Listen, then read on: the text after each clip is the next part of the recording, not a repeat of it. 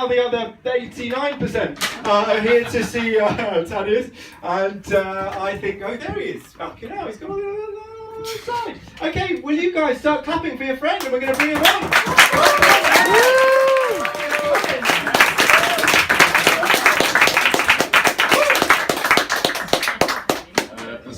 And let it fall, I guess.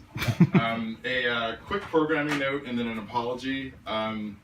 I'm dressed like this, not because it's like a part of my set or anything. I was just a bit lazy and I got stuck at work and I didn't get time to change before I came here. So I apologize, and I don't have any office jokes for you guys, no jokes about staplers or like Brexit or something like that.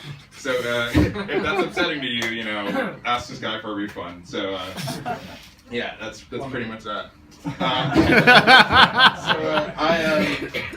I'm a New Yorker, and I've been here for 2 years now. So I lived in London for 2 years, and it's weird. Every time I go out, whether I'm networking or at a bar or just talking and meeting someone, and I say I'm Thaddeus, I'm a New Yorker, they're always like, "Well, where are you from?" And I'm just like, "I'm from New York," and they're just like, "Well, yeah, but like, where are you from?" And I'm like, New York. And they're like, no, we get like New York, but like what city are you from? And I'm just like, I'm trying to condition them to understand there's no other city in New York state but New York City that matters. And so like it's just like, listen, you don't have to like actually talk about any other like city. There's no reason to talk about it. And so if I can give you guys a pro tip, if you're not from the States, if someone says they're from New York, just assume they mean New York City, because literally there's no other city that matters. Like it just doesn't. And so like don't embarrass yourself. Don't embarrass them by having them explain like where they're from, because there's like either two choices.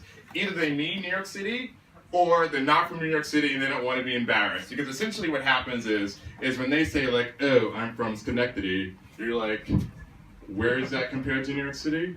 So it's just like, there's no point, like, because everything comes back to New York City. And I know it sounds like, very, I guess like I got my head on my ass, but like, it's not worth it. So just save yourself some time. If someone says they're from New York, just take it.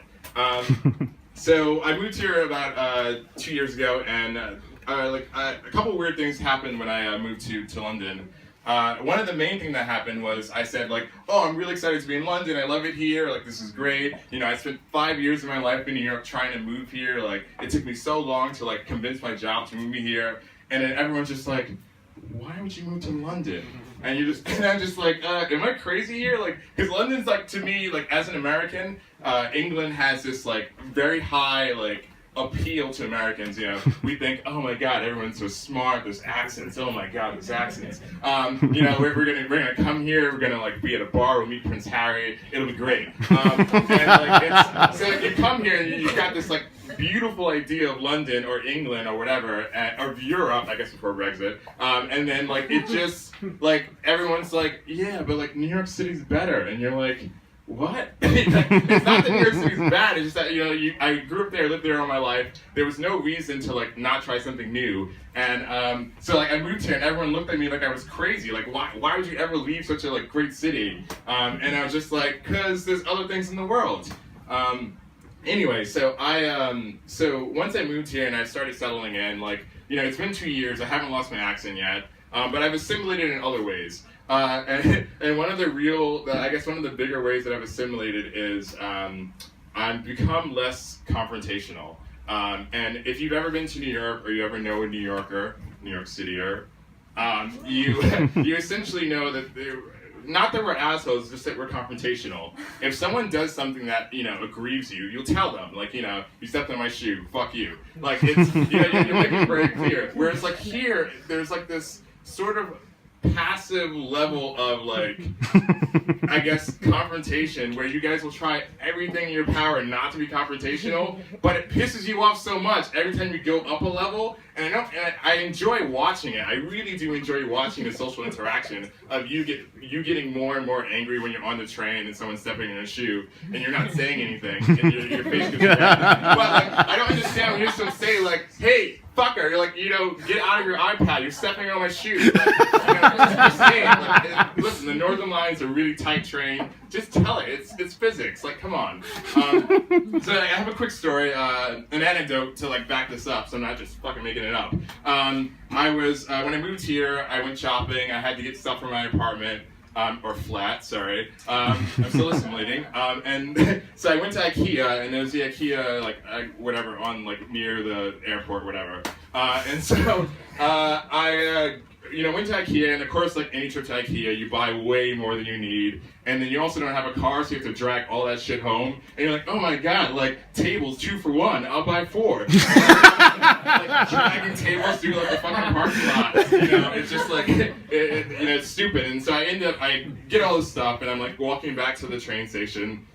I get back to the train station. There's a woman at the kiosk trying to re-up her Oyster card, and there's a gap to let people walk by. And then there's a start of a queue, and there are about 2 people in line in the queue, and I get in. And so I'm standing there, and I'm just sweating because it's August, and actually it was hot that summer, not like this fucking summer. And so I'm standing there, and I have my music on, and all of a sudden this woman walks through that sort of gap, and then she stands behind the woman in the kiosk.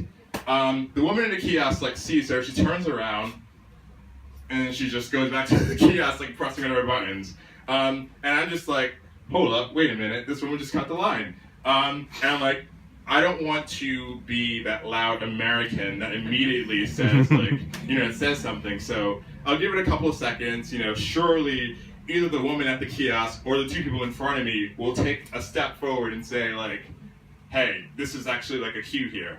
And I wait 20 seconds, nothing happens. And I'm looking at the guy standing in front of me, and I can see his neck getting red. And I'm just surely, at some point he's gonna say now, excuse me, ma'am, there's a line here, we've been waiting. He just, step to the back of it. And he just doesn't. He just gets redder and redder. And then the woman, in front of me, she's, furiously typing on her phone about some bullshit. And I'm just someone's gotta say something. The woman at the kiosk finishes, she gets her receipt. She's about to leave. And no one says anything. I'm okay, I gotta say something. I was I gotta do it. And I was ma'am! I was ma'am! There's a fucking line back here! And it was one of those moments where you're in a train or you're in wherever, and then everyone stops and looks at you. And I was just oh shit, that was bad. I shouldn't have done that. They're gonna call the police, they're gonna take away my visa, I'm gonna have to go back home. It's really embarrassing. And she's oh, I'm sorry, I didn't see there was a line there. Or a queue, obviously, anyway. And so I was bullshit, you think your time is better than us. It's fuck you. And her face just goes she gets shocked, and then she just walks off. She literally just leaves. I thought she was gonna just go stand behind me, but she just refused to. She just left. She gave up on life and just walked away. And so the man goes to the kiosk, and the woman behind me pulls out her earphone, and she's thank you for saying something. I'm you have a voice. You can say something. It's not me. You can say something. Anyway, so I'll wrap up this by saying, it just was it was a weird feeling for me because, on the one hand, as a New Yorker, I felt I defended my turf. I didn't get disrespected. I put her in her place. But as a self-ascribed feminist, I felt bad for just yelling at some poor woman in a train station. I mean, that's for my therapist to figure out. But it was a really weird moment. You guys have been wonderful. Thank you so much.